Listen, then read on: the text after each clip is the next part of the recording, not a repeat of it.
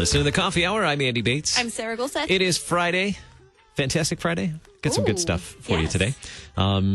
As a parent, summer is here. School is out, most likely, in most parts. Yeah, most parts of the country. I've seen some pictures of kids still going to school. This is true. In some parts of the country, the kids are still, especially, I think, more on the East Coast. They start a little bit later. Although I saw some pictures from Illinois, too. Oh, really? Yeah. So various parts of the country, kids are still in school. Some of them are already out of school. And parents, some may think it seems like a daunting task to figure out, what are we going to do this summer? We didn't have our plan done in January. What are we going to do? So how, in most, not just what are we going to do, but how are we going to keep the kids sharp so that when they come back to school in the fall, the brains aren't mush? So we're going to talk about that. And we also have an update for you today as well on what's happening in terms of the floods here in the Missouri area, in Missouri and bordering states as well. So stick around for that. Thanks to Concordia University, Wisconsin for supporting the Coffee Hour. Find out more about them at cuw.edu. Live uncommon. I caught you drinking your coffee. coffee. Middle of my coffee. So sorry. I should know that that's coming. Joining us by phone, Laura Montgomery, Director of Educational Resources, Lutheran Elementary School Association right here in St. Louis. Laura, thank you so much for joining us on the Coffee Hour. Good morning. Thanks for having me.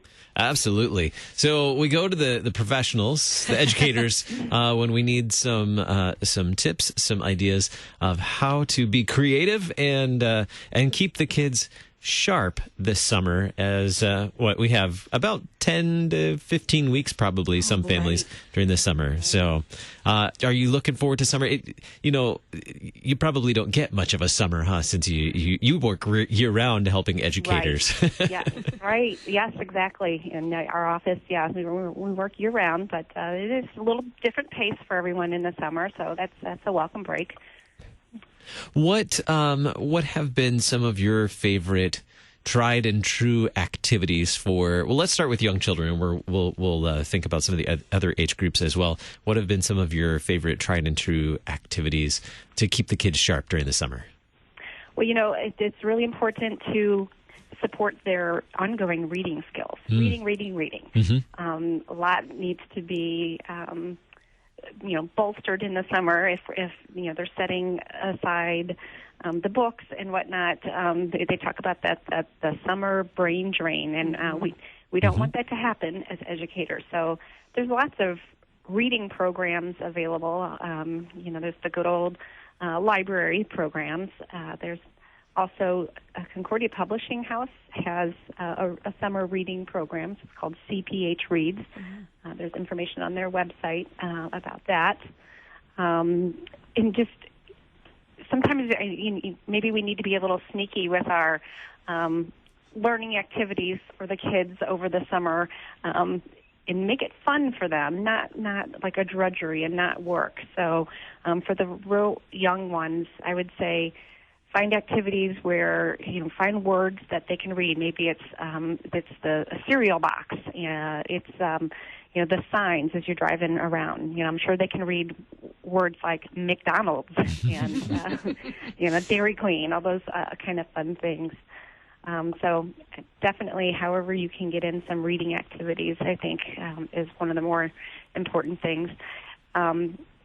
Also, math skills, of course, are equally as important. So for the younger ones, I'd say get out a couple decks of cards and play that old game of war. You remember playing that as a kid? You flip out two cards, and whoever has the most, the highest number wins. Well, you can flip out two cards, each person at a time, and add them together, or multiply, or subtract, whatever skills you need to practice.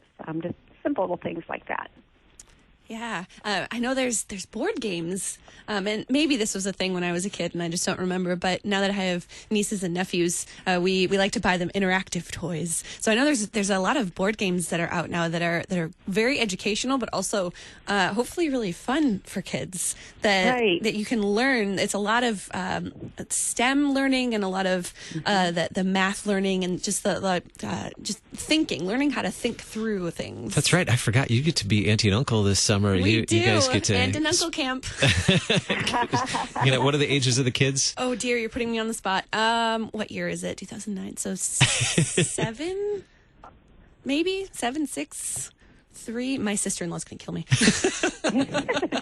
So Sarah needs some help here. This is good. I'm glad we're talking about this today. I am bad with numbers. I need the number learning games.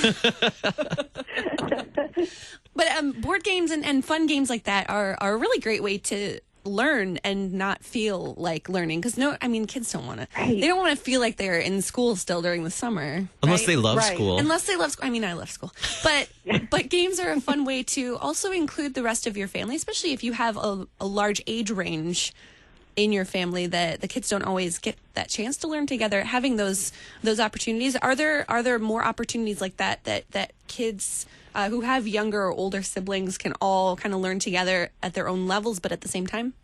Well, sure. There's other ideas. I love the board game idea, and really, take time this summer to slow down and unplug as much as you can. And I mean, like, set the phone down, turn the TV off, turn off the tablets and the laptops, and engage with one another face to face. And there's other, like you said, the board games, scavenger hunts. You could either make your own, so you're going to have to connect a little bit maybe to go online and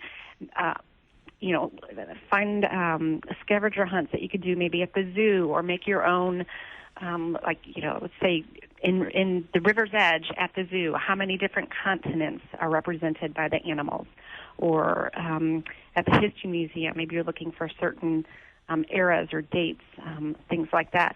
So you could kind of diversify your age appropriateness, on those scavenger hunts, make them a little more difficult for the older kids, a little bit easier if, find all the round things, all the blue things.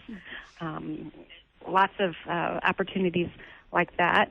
You could also cook together. There's lots of great skills to be learned by cooking together: math, reading, science, and maybe could even be as simple as learning how to make Jell-O, like from the box, not buying the little containers at the store. Do they know they need to use the hot water and stir it? And what would happen if you didn't? And you can learn from your flops also in the cooking. But there's, again, different skills. Maybe the older ones can start learning some safety skills, like how to properly use a knife. If you're getting 11, 12, 13-year-olds, how to properly, food safety, even kinds of things. And then from there, maybe if they cook a meal, then you can go into manners and etiquette lessons. How do you set the table? I'm not sure how many families sit down during the school year and have a nice dinner together. Learn how to set the table. What are proper table manners? Again, turn off the TV and put the phones away, and learn how to have a conversation at the dinner table. All those kinds of things like that. What about learning through play? There's so many, I know, it's just fun. There's so many opportunities for projects and for playing that get the entire family involved. Oh, sure. Yeah. Right. And we live in, like, the greatest city for, like, so many free things to do or low cost, play, learning through play. Of course, the Magic House comes to mind, but there's also so many other museums that are very getting to be more like kid-friendly with the interactive displays, like the History Museum. Of course, there's the Science Center, and kids need to learn how to, just develop their imagination skills even. Playing dress up, giving them a box of clothes. Maybe the clothes has a theme. Maybe they're going to be a scientist this one day, and they can be the mad scientists, and they can whip up a batch of goo or come up with some fun science experiments. That's not really play, but, you can open the, that opens the doors just for many imaginative type things. Get out the cardboard boxes and the blankets and make a tent city in your house or outside. Yeah, that's one of my favorites. Yeah, lots of summer memories of forts with boxes. Even during the winter, we set up like obstacle courses in. I'm talking about this past winter. Oh, yes. Set up Did you do that too this past winter? Maybe. Set up obstacle courses in the living room. And my son, who's, 5, really just, he thought it was the greatest thing. He thought it was a lot of fun and wanted to keep doing it. I said, no, it's bedtime. It's time to wind down now.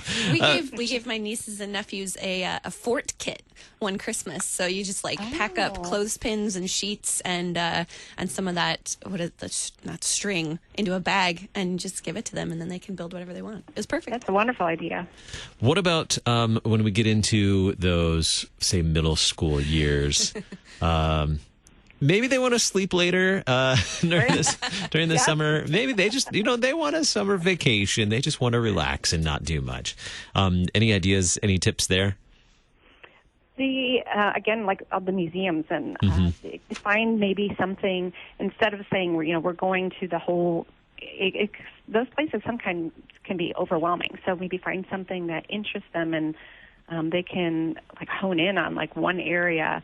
And journaling, maybe if they're interested in some area of science, for example, and maybe you can take them on a kind of a field trip to say if it's with gardening or flowers, or there's many opportunities that you can go and study and see things in that area. Many of I think the St. Louis County libraries for sure have STEM kits that you can check out as a family. So if you're into the robotics and building things, there's opportunities for that. Of course, there's all kinds of camps around as well, because they always enjoy that social aspect of getting together at that middle school age too. So.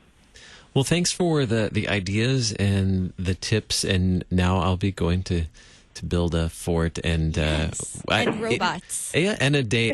And I'm glad you pointed out the zoo too. There are so many opportunities. St. Louis has a great zoo, and so many other cities across the country have fantastic zoos. A great place to just do some homework, a little bit of homework before you go, so that you can really make it a learning opportunity as well, and keep those kids sharp. Well, thank you so much, Laura, for being our guest on the Coffee Hour. Laura Montgomery, Director of Educational Resources, Lutheran Elementary School Association in St. Louis. Thanks for being our guest on the Coffee Hour. Good, thank you. Have a great day. Have a great weekend. Coming up in just a little bit, we'll check in with President of the Missouri District, President Lee Hagan, and get an update on floods and how they're affecting our communities here in Missouri. You're listening to the Coffee Hour. I'm Andy Bates. I'm Sarah Gulseth.